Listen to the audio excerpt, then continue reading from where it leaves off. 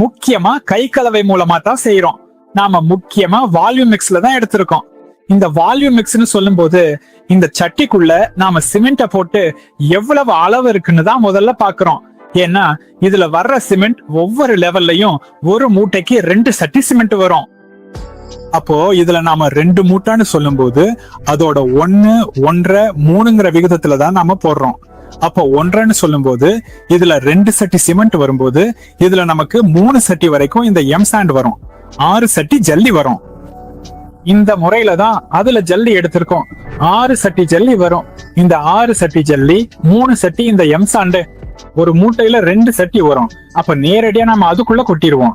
அப்ப 1, 1.5, 3ங்கிற விகிதத்துல தான் நம்ம செய்யறோம். இதத்தான் நாம M20 கான்கிரீட்னு சொல்றோம். M20ன்னு சொல்லும் போது இதோட விகிதம் இப்படிதான் வரும். அதாவது ஒரு மூட்டையில வரும்போது 2 சட்டியா தான் நாம இதுல சிமெண்ட கணக்கிட்டு இருக்கோம். 3 சட்டி எம்சாண்ட் வரும், 6 சட்டி ஜல்லி வரும். இதெல்லாம் கலந்த கலவை தான் இது. இதத்தான் நாம M20 கிரேட்ல கலக்கிறதுக்காக பயன்படுத்துறோம்.